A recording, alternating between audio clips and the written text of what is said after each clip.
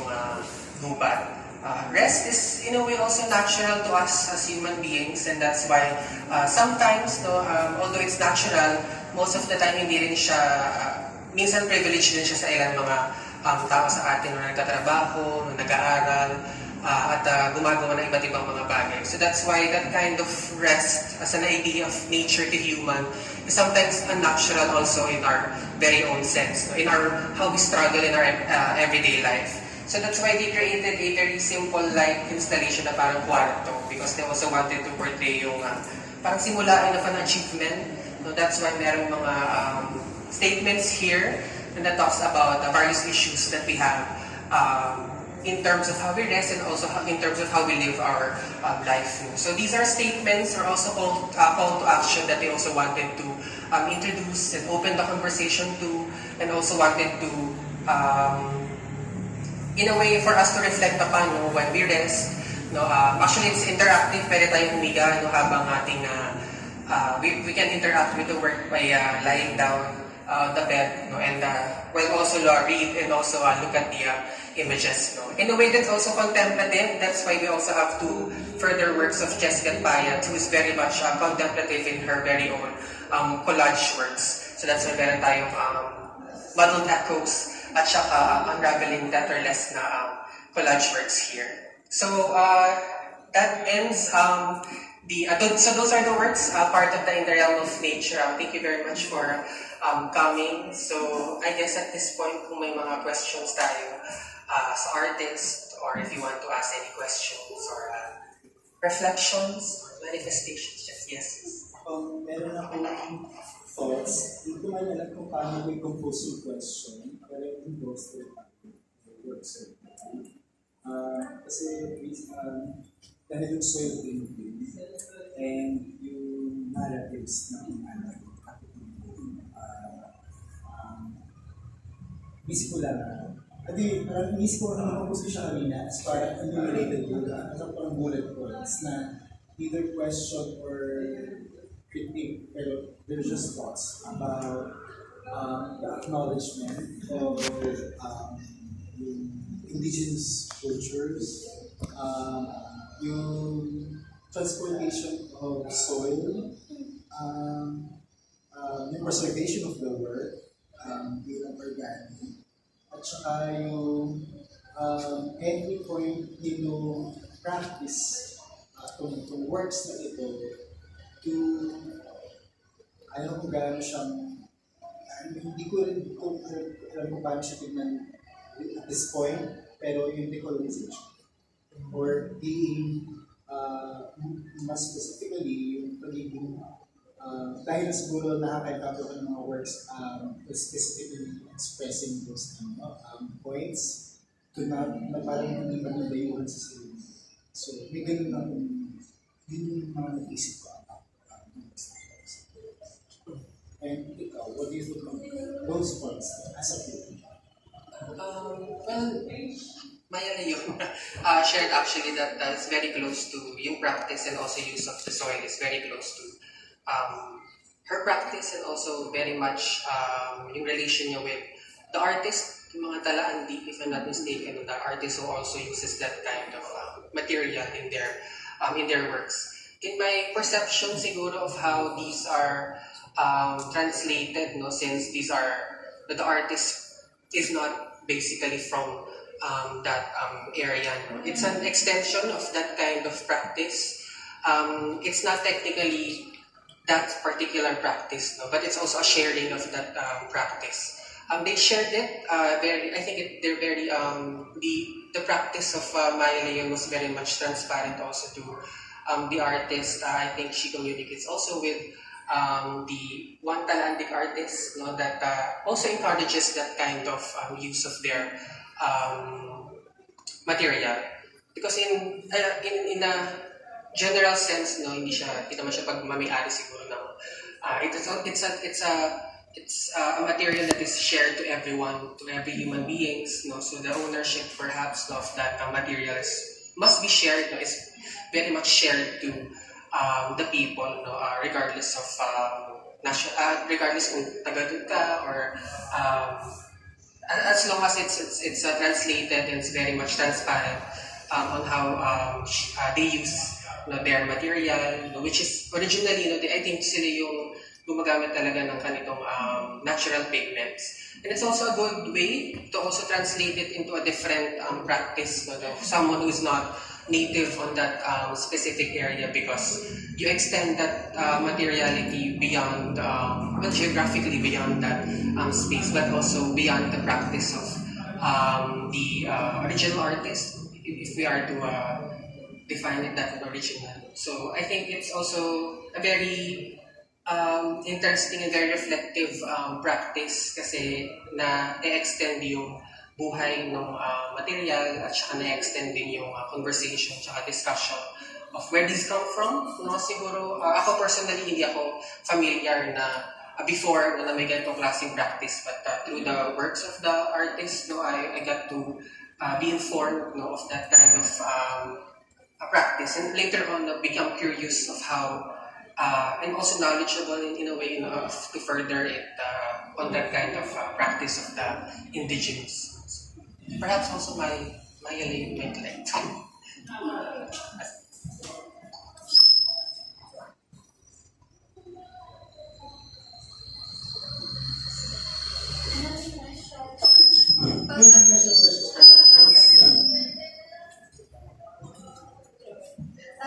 So, yun, tama din sinabi ni Gia.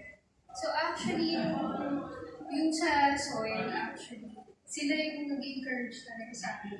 Pag-aralan. Tapos sila talaga, shinare talaga nila sa akin kung paano ginagawa, ganyan. Even yung ginagamit nilang binder.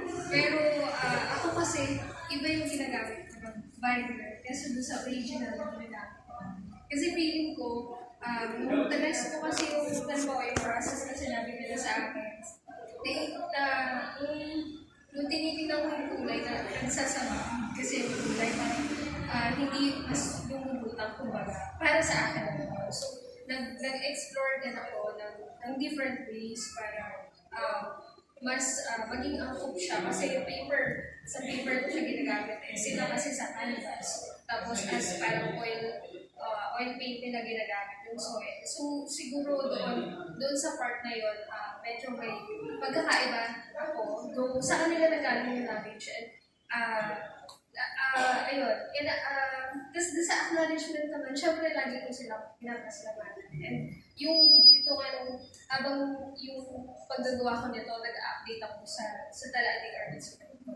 Ito na yung words ko, tapos ito, nakakuha ako ng, parang nakagawa ako ng purple pigment kasi nga doon sa mais, yung ganyan. So every time talaga ina-update ko siya at wala naman siya sinasabi sa akin. Actually, nung kinuha din namin siya doon sa, kasi kasama ko siya doon sa Sacred Forest. Bago kami kumuha ng lupa, offer kami ng barya, yung piso, ganyan, tsaka prayer. Kasi hindi ka pwede kumuha ng hindi ka nagpapaaral. Kasi bilang sagrado ngayon sa kanila. So, palagi mo ginagawa. So, hindi ka pwede basta kumuha na lang. Tsaka sila talaga, alam nila kung ano yung lupa na pang-pigment at yung lupa na parang putik lang. So, ganun tedious din yung process. Kasi malayo talaga siya, pero mga 1 hour kami nagmumotor ng rough road, paakit ng bundok, para lang makuha. Tapos sa transportation naman, actually sila din yung nagsabi sa akin, okay yan, allowed yan sa airport.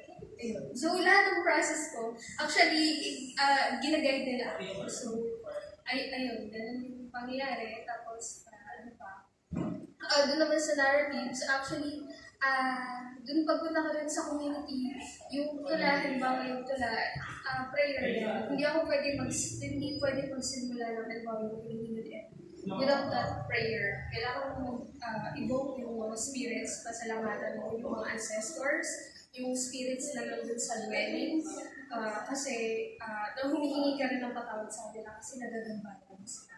Kasi tuwing gabi lang hindi na po kayo. So, ayun, part na rin yung ng ritual.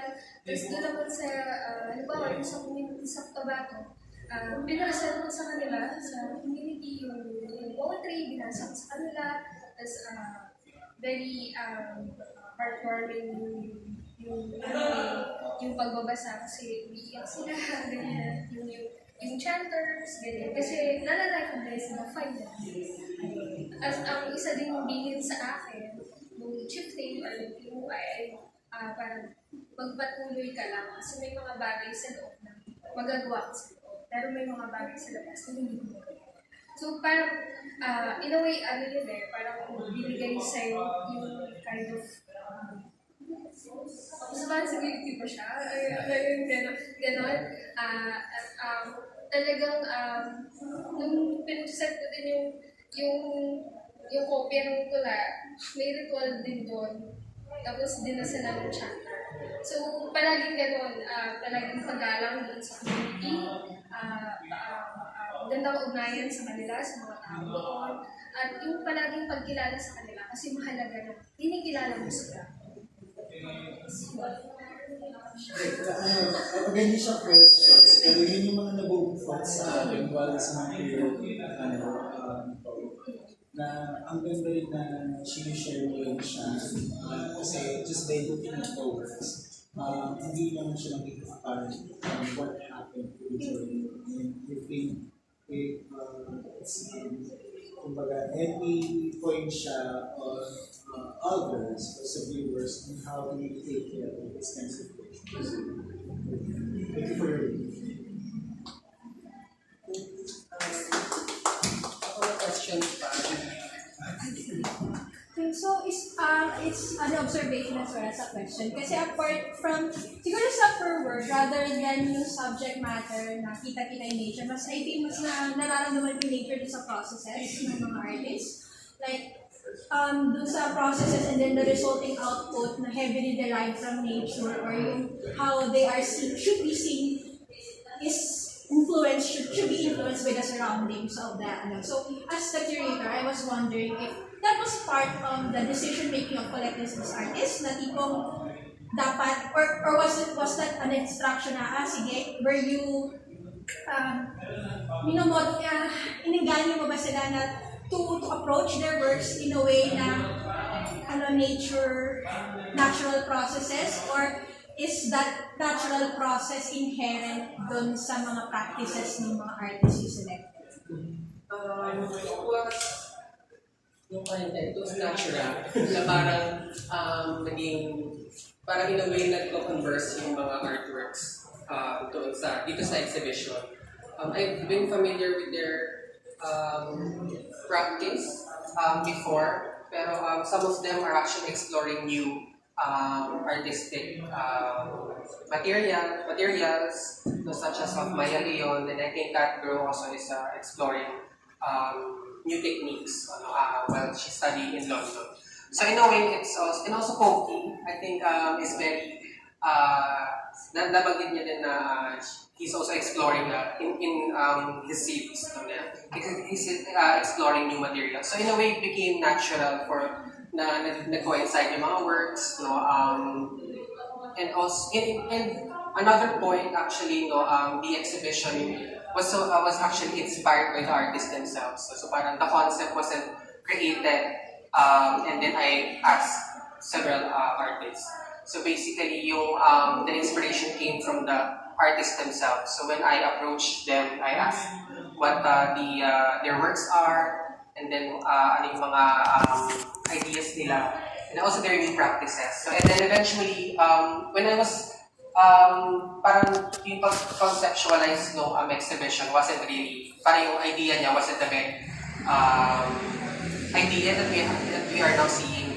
It's actually, in a way, dumaan siya sa process on how I was also inspired by the artists themselves. So yun yung process ng pag-create ng exhibition concept, and also in a way, in a general sense, the artist actually really did inspire the exhibition, rather than the curator asking for works to be part of the exhibition. Thank you. Any more questions? Or we can entertain one more. Sige. So kung wala na, I would like to thank everyone for joining us with this exhibition walkthrough. Thank you also to Giselle for her spillover work part of this exhibition. The exhibition will run until July 29, and if you have any more questions, email nyo lang yung Gravity Art. Oh, pinasa naman yung questions sa Gravity Chat. Feel free to message us or Gravity Art Space. So, once again, maraming salamat at magandang gabi sa atin.